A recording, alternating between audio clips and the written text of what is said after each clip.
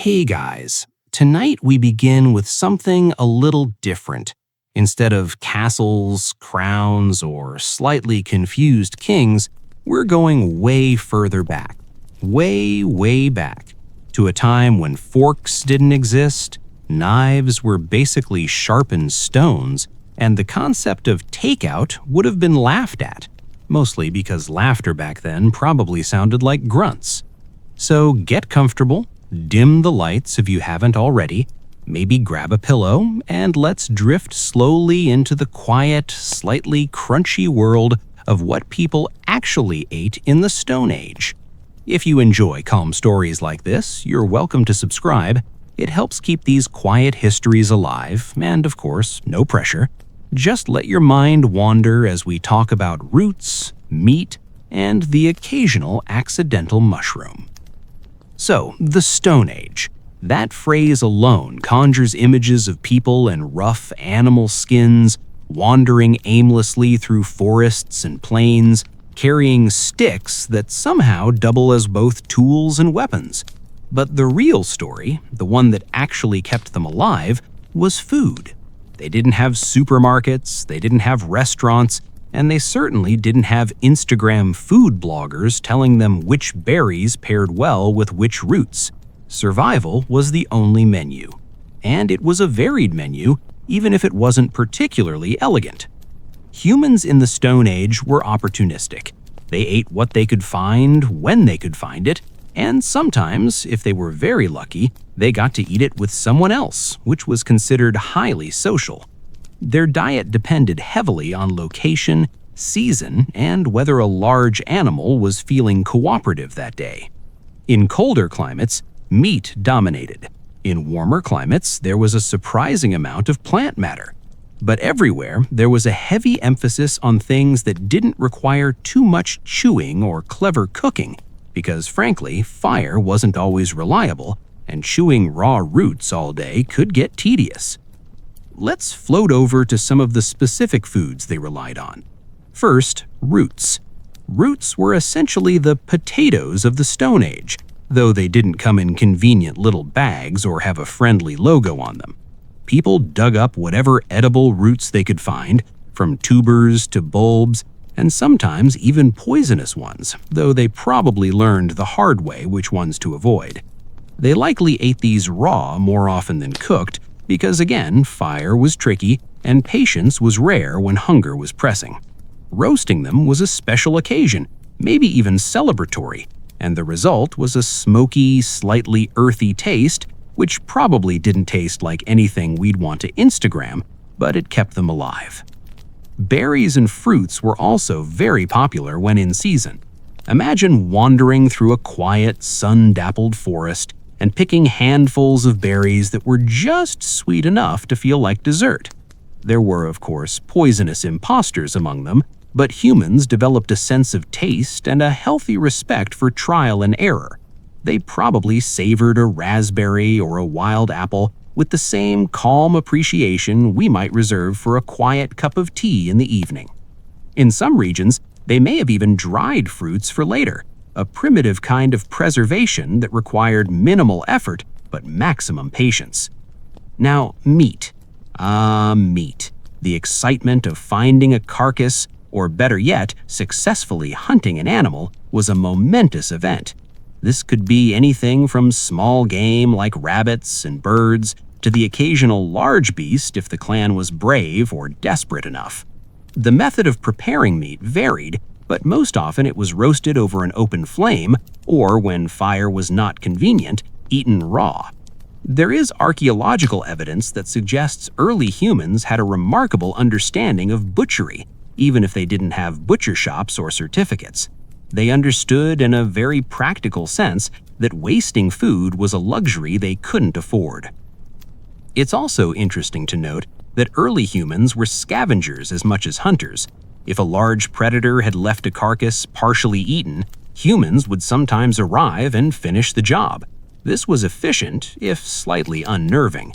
They had to be quick, they had to be careful, and they had to be opportunistic because the food chain didn't wait for anyone. Fish and other water creatures were also part of the diet, especially for those living near rivers, lakes, or coasts. The variety was impressive. Fish could be speared, trapped, or sometimes even just picked up if they were unfortunate enough to be stranded. Shellfish and crustaceans provided a protein source that required minimal preparation aside from cracking open shells, and mollusks could be roasted or eaten raw. This variety ensured that even if hunting failed, there were still options available. Now, of course, we shouldn't forget insects. For modern ears, the idea of eating bugs might be uncomfortable, but for Stone Age humans, insects were a convenient and surprisingly nutritious food. They could be eaten on the spot or dried and stored for later. Ants, grubs, and larvae provided protein and fat, all in small, easy-to-carry packages. It was a sustainable and efficient choice, though perhaps not one they bragged about around the fire. While all of this might sound monotonous, it was actually the opposite. Stone Age humans were remarkably adaptive. They understood the rhythm of the seasons, the behavior of animals, and the growth cycles of plants. They developed tools like digging sticks, spears, and baskets, all to make food acquisition slightly easier. And while they didn't have taste explosions like modern cuisine, they had a deep, intuitive knowledge of what was edible, what was nourishing, and what could be ignored. Interestingly, there is some evidence that Stone Age people may have fermented certain foods. Fermentation, though perhaps accidental at first, could transform fruits, grains, or even milk into a slightly alcoholic substance. This probably wasn't consumed in excess, and it wasn't particularly refined, but it demonstrates early experimentation with food preservation and transformation. In a quiet sense, this may have been the very first culinary curiosity. Let's pause for a moment and consider the social aspect of eating. Meals were communal affairs. Sharing food wasn't just polite, it was survival. If one person found something edible, it was usually distributed among the group, and the act of sharing reinforced bonds within the clan. This wasn't about etiquette, it was about strategy, ensuring that the group remained healthy, cooperative, and strong enough to face another day of foraging or hunting. Stone Age diets were also influenced by geography in fascinating ways. In forested regions, nuts, berries, and game were abundant. In open plains, large herbivores were the primary target, supplemented by roots and edible grasses. Near the water, fish and shellfish dominated. In some colder regions, preserved meat became crucial. In others, people relied heavily on nuts and seeds, which could be stored for months. This dietary diversity demonstrates an early, practical intelligence and a keen observation of the natural world. Stone Age humans also developed rudimentary cooking techniques. Boiling, roasting, and smoking were all used when possible. And these techniques not only made food more palatable, but also safer to eat. Fire allowed them to extend the variety of edible items and even experiment with taste. Some researchers suggest that certain cooking techniques may have contributed to social bonding, as individuals gathered around the fire, quietly preparing the day's meal. Even with all these adaptations, the diet was far from glamorous. There were days of monotony, meals that were barely satisfying, and constant attention to what could be eaten without harm. But it was sustainable, it was functional, and it shaped the human body and brain in profound ways, supporting the development of endurance, cognition, and problem-solving skills. And so, as we gently drift through this early world of human sustenance, it becomes clear that Stone Age eating was a balance of instinct, knowledge, and necessity. There were successes and failures, moments of abundance and scarcity, and an ongoing, quiet negotiation with the natural world. The menu was dictated by survival, flavored by chance, and enhanced slightly by ingenuity. And though it lacked the polish of modern cuisine, it was enough to allow humans to thrive, to move across continents, and to eventually develop civilizations capable of writing history down for us to read while cozy in our beds. Let's linger on one final thought before we move on. Despite the hardships, Stone Age humans were, in a way, remarkably resourceful.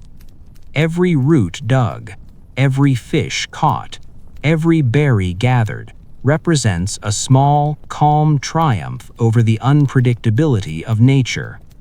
And as you settle deeper into your pillow, perhaps you can imagine the quiet satisfaction of a clan around a smoky fire, the soft crunch of roasted tubers, and the simple, steady rhythm of survival that carried humanity forward. As we continue drifting through the quiet, earthy world of Stone Age meals, let's consider the subtle rhythms of the seasons and how they shaped what humans ate. Food wasn't something you simply picked up at a store or prepared with a recipe. It was dictated by the gentle, inexorable changes in the environment. Spring brought tender shoots, wild greens, and the first fruits, often slightly tart but refreshing after a long winter. Summer offered an abundance of berries, nuts, and the occasional small game that thrived in the warmth. Autumn was a time of preparation.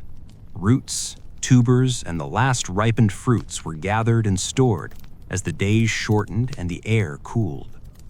Winter, of course, was lean.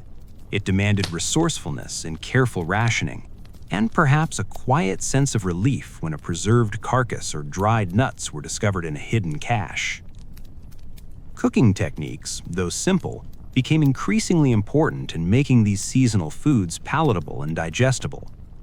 Roasting over an open flame was the most common method, though it required constant attention and a reliable fire. Boiling, once water could be heated without spilling or cracking crude containers, allowed tubers and roots to soften, making them easier to chew and digest. Smoking meat was another innovation, both for flavor and preservation, extending the window in which food could be safely eaten. And while none of this would resemble a modern culinary masterpiece, these techniques demonstrated a thoughtful, quiet experimentation with ingredients. Stone Age people were also surprisingly aware of the nutritional properties of their foods.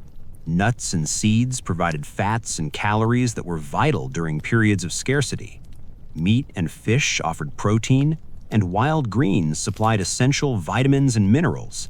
In a sense, humans were the original dietitians, guided not by taste alone, but by survival instincts honed over countless generations. There was little room for error, and every choice had consequences. Fermentation appears to have played a small, understated role as well. It likely began by accident, perhaps with a batch of fallen fruit left in a warm spot. The natural yeasts in the environment would cause sugars to ferment, creating a slightly alcoholic, tangy substance. This wouldn't have been a party drink or even particularly pleasant by modern standards, but it represents an early awareness of food transformation. Perhaps it was consumed as a curiosity or as a treat when the more reliable food sources were scarce. Another innovation in the Stone Age diet was the practice of drying and storing food. Roots, nuts, and meat could be prepared and kept for leaner times, a quiet, almost meditative process of preservation. People would sun-dry tubers, smoke meat, or store grains in simple containers, ensuring that when winter came, there was something reliable to eat. This required foresight and patience, qualities that are often underestimated when we imagine our distant ancestors. It's worth noting that despite the apparent simplicity of these foods, there was a great deal of variety. Different regions had access to different resources, and people adapted accordingly. Forest dwellers relied heavily on nuts, berries, and small game, while plains dwellers hunted larger herbivores and supplemented their diet with wild grains and seeds. Coastal communities enjoyed fish, shellfish, and seaweed, which added a completely different texture and flavor to their meals. Even within a single clan, diet could vary depending on access to resources, individual skill in hunting or foraging, and the whims of nature. Domestication, the quiet revolution that would eventually transform human diets, began toward the very end of the Stone Age. Early humans began to keep animals, first as companions or for protection, and gradually for food. Goats, sheep, and eventually cattle provided a steady source of meat, milk, and hides. Similarly, early attempts at cultivating plants allowed for more predictable harvests, reducing the constant uncertainty of foraging. These early steps toward farming were tentative and experimental, but they laid the groundwork for the diets of future civilizations. The social aspect of eating also evolved alongside these changes. Meals remained communal, but the act of preparing and sharing food became increasingly complex. Certain individuals might specialize in gathering plants, while others focused on hunting or fishing. Knowledge was passed down quietly from generation to generation, a slow, careful accumulation of wisdom about what could be eaten, when, and how it could be stored. Around a fire, humans not only cooked, but also taught and learned, quietly reinforcing the bonds that made survival possible. Stone Age humans were also opportunistic in expected ways. They might follow animal migrations, scavenge the remains left by predators, or experiment with plants that had previously been ignored. Some foods that seemed inedible at first were discovered to be nourishing after roasting or boiling. Others, such as certain mushrooms, were avoided due to their unpredictable effects. This trial and error approach required patience and observation, traits that are easy to overlook when thinking about our ancestors. Even the act of chewing was significant. Tough roots, raw meat, and fibrous plants demanded effort. It shaped the jaw and the teeth, influenced digestion, and perhaps even contributed to the calm, deliberate rhythm of daily life. Eating was not just sustenance, it was a slow, physical interaction with the environment, a quiet negotiation with nature that required attention, skill, and endurance. The occasional indulgence existed, though in a muted form. A particularly abundant berry patch, a well-cooked bird, or a sweet roasted tuber could be savored with a sense of satisfaction. These small pleasures punctuated the otherwise practical approach to eating, offering brief moments of quiet enjoyment. In a way, these moments were the earliest forms of culinary delight, modest and unassuming, yet meaningful. Stone Age humans were also remarkably adaptive in terms of timing. They understood when to eat immediately and when to store food for later. Seasonal knowledge dictated not only what was eaten, but how it was consumed. This attentiveness to time and availability was essential to survival, creating a rhythm of life that was closely tied to the natural world. The diet also shaped social hierarchies, subtly and quietly. Those skilled in hunting or gathering were respected for their ability to provide. Knowledge of edible plants, medicinal herbs, and safe foraging practices was highly valued. Sharing food reinforced social bonds, and withholding it could create tension or conflict. Food was power in a gentle, understated sense, influencing relationships without the need for formal structures or laws. It's important to note that Stone Age diets were not uniform. Even within a single clan, individuals might specialize, prefer certain foods, or develop personal strategies for survival. Children learned by observation and experimentation, mimicking adults, while gradually discovering what they could eat safely. Elderly individuals contributed wisdom and caution, guiding the younger members with a calm authority born of experience. This created a dynamic, quiet system in which knowledge about food was constantly evolving. As night falls on this imagined world, it's easy to picture a small clan gathered around a fire, quietly sharing the day's harvest. Roots are roasted, meat is smoked, berries are passed hand to hand. Conversation, if any, is soft, punctuated by the occasional laugh or grunt. The smell of earth, smoke, and cooked food fills the air. Survival is never far from mind, but there is also a gentle satisfaction in a meal shared, a rhythm maintained, and a day completed. And so, as you're sinking deeper into your pillow, perhaps you can imagine the quiet diligence of Stone Age humans, their slow movements, their careful choices, their subtle experimentation with flavor and preservation. Every root dug, every fish caught, every berry picked represents not just sustenance, but a calm mastery of their environment. They are resourceful, patient, and quietly innovative, all without the luxury of recipes, kitchens, or refrigerators. By understanding what they ate, we gain a window into the rhythm of their lives, a life that was simple in tools, but sophisticated in knowledge, harsh in challenges, but gentle in daily routines. Meals were more than nutrition. They were practice in patience, observation, and community. And as your eyelids grow heavier, you can float with them through forests, plains, and rivers, experiencing the understated elegance of survival, one slow bite at a time. As we continue, let's linger a little on the subtleties of taste, which, though humble, were not entirely absent from Stone Age meals. Humans have always been curious about flavor, and even in those quiet, raw, and smoky times, small discoveries were made. Certain leaves, roots, or herbs could be added to meat or roasted tubers to enhance flavor, though enhancement is a relative term. Wild garlic, onion, or mustard-like seeds might lend a gentle aroma or slight pungency, transforming a routine meal into something subtly more interesting. It wasn't seasoning as we know it today, but it was an early, tentative exploration of taste, guided less by desire than by experimentation. Some herbs and plants were likely used not only for flavor, but for their medicinal properties. Bitterness often indicated caution, toxicity, or potency, and those with experience learned to balance safety and benefit. A pinch of a bitter leaf might have been used to ward off mild ailments, while sweet-tasting roots or fruits were appreciated more for their calories than their enjoyment. Over time, these discoveries accumulated, quietly informing the practices of later communities. Cooking itself could subtly transform flavor, even if it wasn't done with conscious artistry. Roasting over fire caramelized natural sugars in roots and fruits, producing a soft sweetness that contrasted with the otherwise earthy taste of raw foods. Smoking meat added a dry, smoky aroma that, while gentle, created a recognizable difference from unprepared flesh. Boiling vegetables in water released flavors slowly, producing something more easily digestible and slightly nuanced.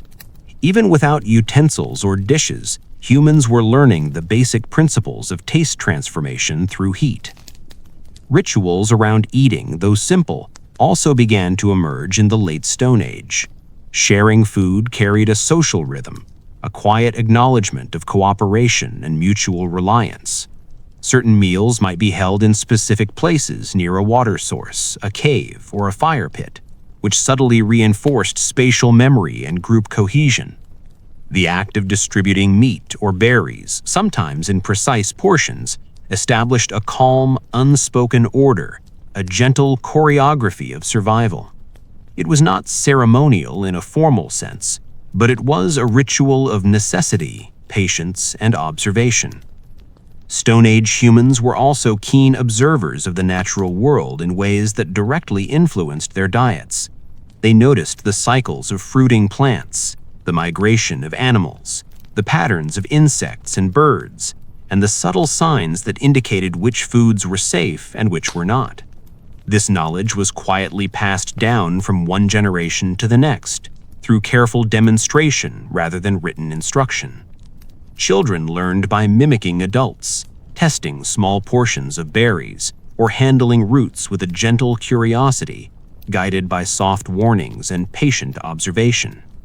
Seasonal rhythms dictated not only what was eaten, but also when and how. Certain roots could only be harvested after frost, which mellowed bitterness or increased sugar content.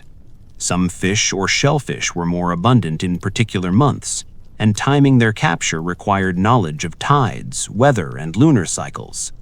Even the act of collecting firewood, preparing cooking pits, and arranging food for storage was tied to these natural rhythms. Meals in this sense were part of a larger ecological understanding, a quiet harmony with the environment rather than a casual convenience. Another aspect of late Stone Age diets was the experimentation with fermentation and early storage techniques. Fruits left to ripen slightly past peak could undergo natural fermentation, producing a subtly tangy or mildly alcoholic flavor. Meat could be dried, smoked, or buried in cool, protected spots to extend edibility. Even simple techniques like covering foods with leaves or grasses helped preserve them. These practices, though unremarkable at first glance, represented small steps toward the complex food culture that would eventually emerge in the Neolithic. Stone Age humans were also keen observers in the resourceful ways they prepared and consumed food. Nothing edible was wasted. Bones could be cracked for marrow, shells were sometimes crushed for calcium, and leftover plant matter could be repurposed in simple ways. Every part of an animal or plant was a potential source of nutrition, and the quiet awareness of this economy of resources contributed to survival. It was a patient, thoughtful approach, demanding neither haste nor extravagance, simply observation and steady effort. The textures of Stone Age food were an integral part of the experience. Crunchy nuts, chewy roots, soft berries, and tender roasted meat offered a varied sensory rhythm. Eating required focus and deliberate action, encouraging calm and mindfulness. In a sense, the physical engagement with food, the chewing, tearing, and careful distribution, was part of the daily meditation of survival. There were no rush hours, no loud distractions, only the quiet interaction between human and environment. Even small innovations in tools influenced taste and preparation. Sharpened stones allowed more precise cutting. Digging sticks made roots easier to harvest, and simple containers permitted boiling or storage. These incremental improvements had several effects on diet, enabling more variety, safer consumption, and occasional experimentation. Stone Age humans were innovators, though quietly so, creating conditions for incremental refinement rather than dramatic culinary breakthroughs. It's also worth considering the emotional rhythm associated with food. While survival was the primary goal, the act of eating provided comfort, calm, and structure. Sharing a roasted tuber or a handful of berries could reinforce bonds, reduce anxiety, and create a gentle predictability in an otherwise uncertain world. Meals were pauses in activity, moments to gather strength, reflect, and quietly appreciate the fruits of labor, literally and figuratively. As humans moved closer to the Neolithic period, small steps toward domestication began to influence diet further. The first attempts at cultivating grains, legumes, and vegetables were tentative and modest, but they offered predictable nourishment. Similarly, early domesticated animals provided milk, meat, and skins, adding consistency to the previously unpredictable foraging life. These developments did not eliminate the need for hunting and gathering, but they allowed for subtle experimentation with more stable, controlled diets. Stone Age humans also likely understood, in a practical sense, the importance of moderation. Overeating was wasteful, undereating dangerous, and balance was essential. They developed an intimate awareness of hunger, satiety, and nutritional needs, guided by experience rather than scientific measurement. In quiet ways, this understanding shaped both individual health and group survival. The rhythm of life, intertwined with the rhythm of food, created a gentle continuity. Each day involved gathering, hunting, cooking, and sharing. Each meal was a quiet event, punctuated by subtle discoveries, modest triumphs, and the soft satisfaction of sustenance. Knowledge accumulated slowly, experience guided choices, and survival was ensured through patience, observation, and communal cooperation. And so, as you drift further into comfort, it is possible to imagine a Stone Age clan at the close of day. The fire glows softly, the aroma of roasted roots and smoked meat mingles with the cool night air, and the soft murmur of conversation or quiet, contented grunts fills the space. Every action, from collecting food to sharing it, is deliberate, measured, and calm. There is no rush, no urgency beyond steady survival, no expectation beyond the quiet rhythm of life. Through this lens, food becomes more than sustenance. It is a form of quiet mastery, a dialogue with the environment, a slow and deliberate expression of ingenuity and patience. The simple act of eating connects humans to the land, to each other, and to a shared history of resourcefulness and care. Even without utensils, recipes, or modern conveniences, the act of eating was rich, meaningful, and quietly beautiful. As we continue, it is quietly remarkable to think about the transition from a world of foraging to the first tentative experiments in farming.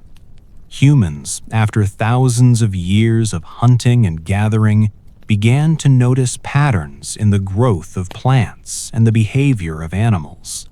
They observed which seeds produced reliable crops, which roots regrew when planted, and which animals could be kept close without straying too far.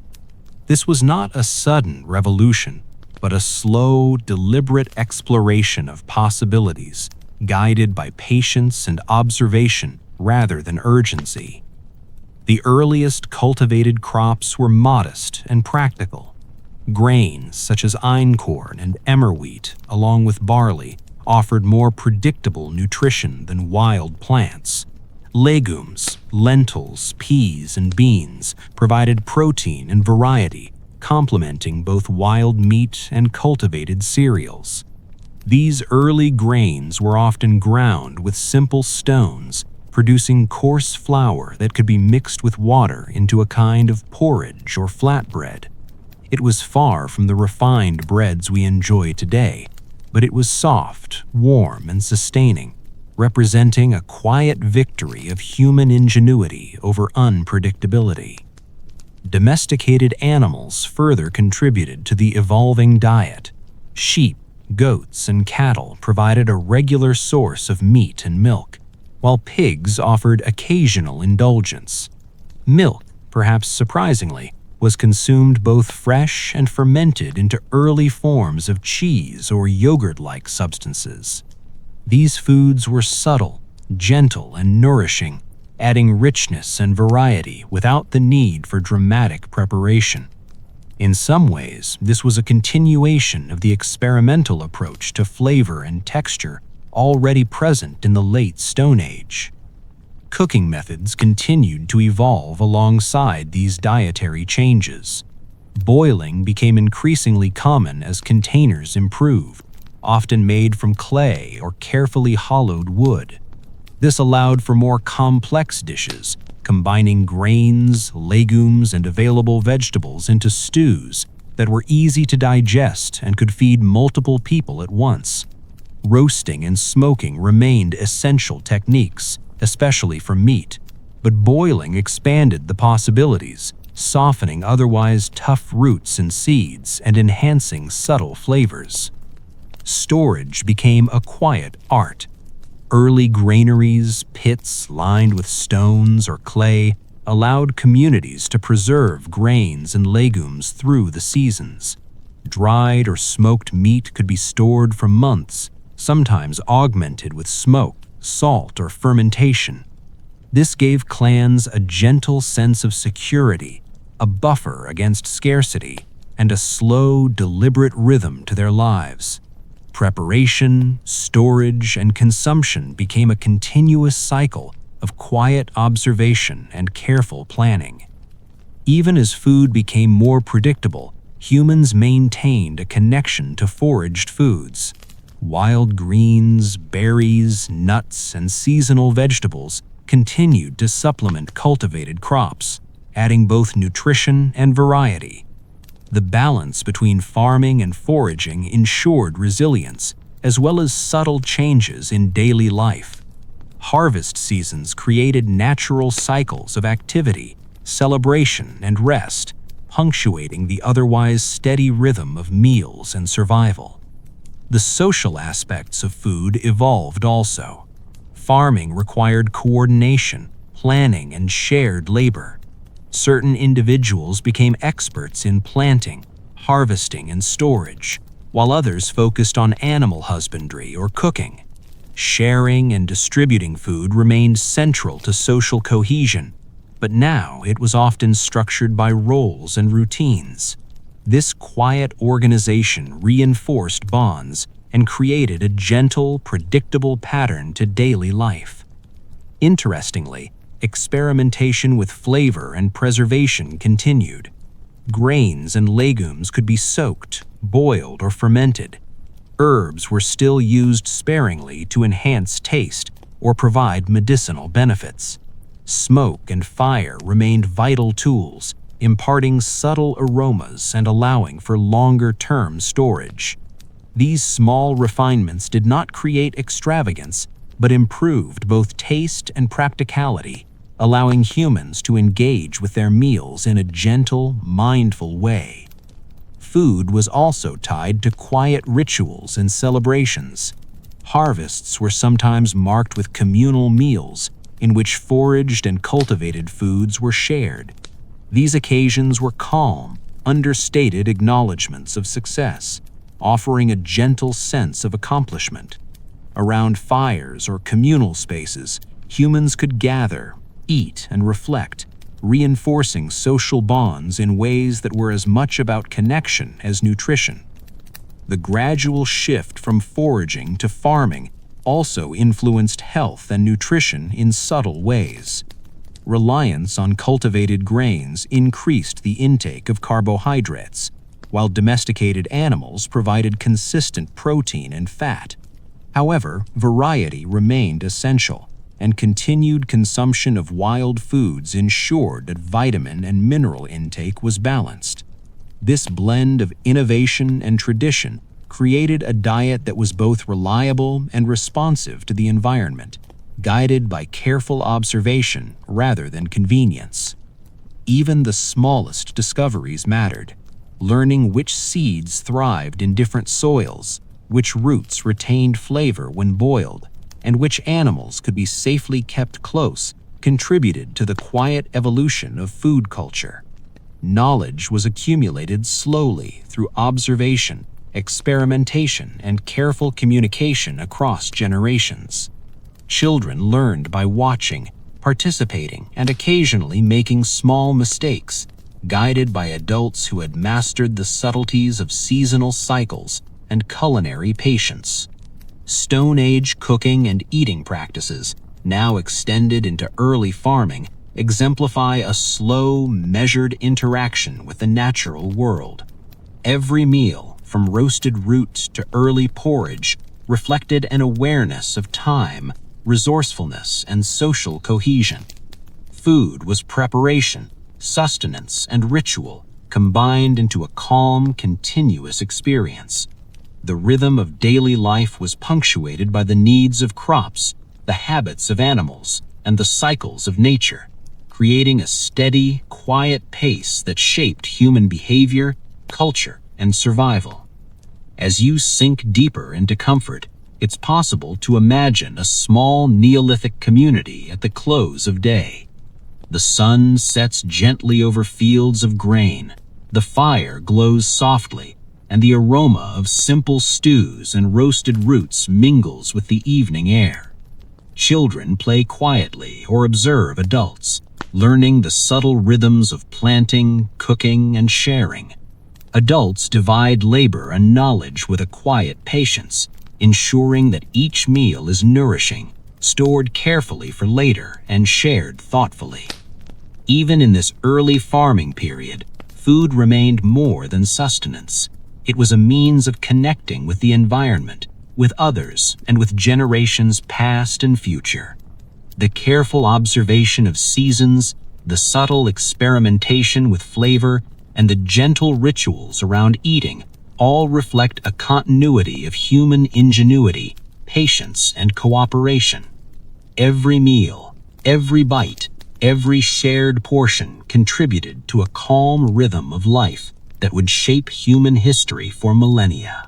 As we reach the final stretch of this long journey through the quiet world of Stone Age and early Neolithic food, it is worth pausing to consider some of the subtler, gentler innovations that transformed daily life.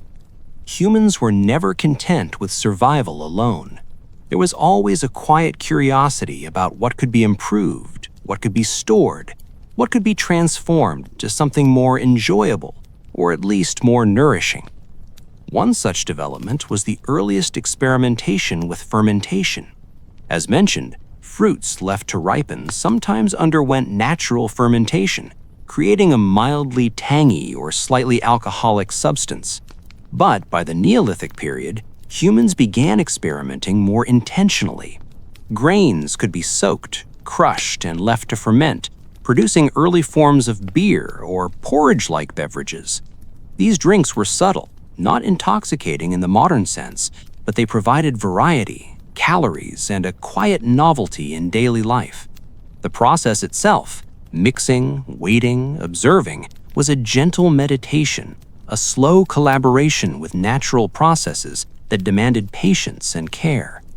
Dairy products also emerged as a quiet but significant addition to diets.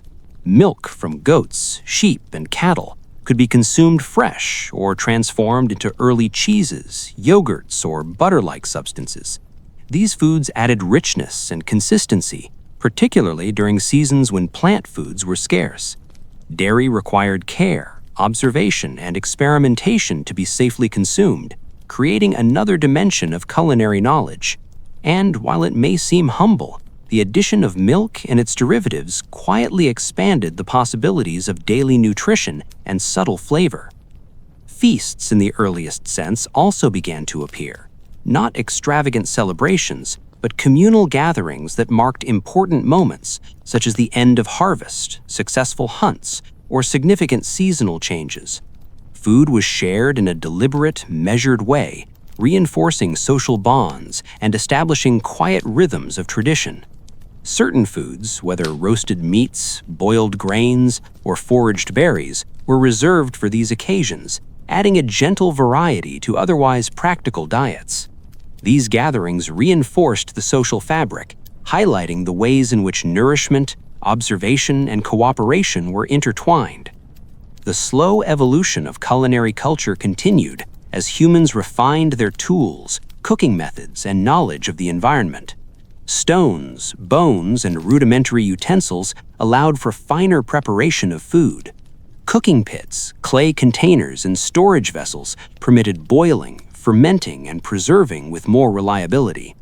These innovations may have seemed small at the time, but they represent a quiet, persistent refinement of daily life, each improvement building on the last in an understated, continuous line of experimentation. Even in these early communities, taste mattered, though subtly. The combination of roasted tubers with a pinch of herb, a touch of fermented grain, or the occasional sip of a mild beverage added complexity to otherwise straightforward meals. Flavor was secondary to nourishment, but it was not entirely absent. Humans were curious and observant, quietly exploring how small variations could improve sustenance, providing gentle pleasure alongside survival.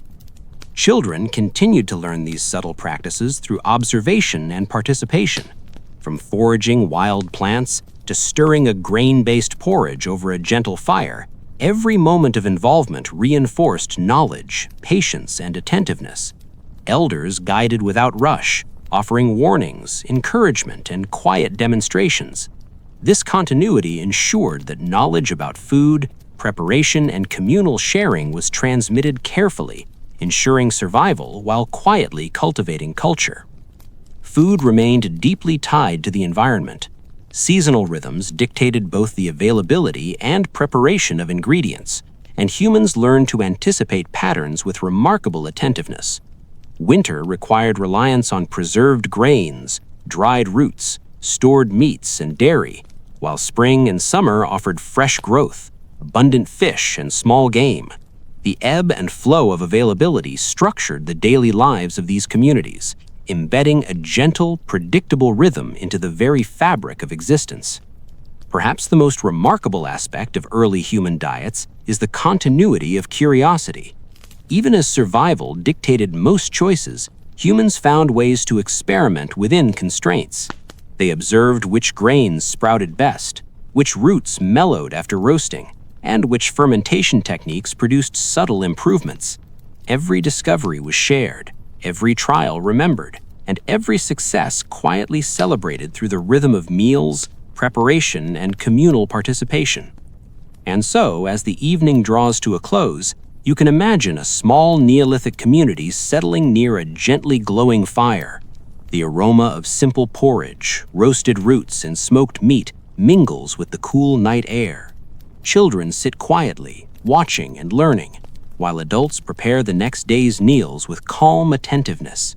Perhaps there is a small celebration, a sip of fermented grain, a touch of fresh milk, or the enjoyment of a newly discovered herb.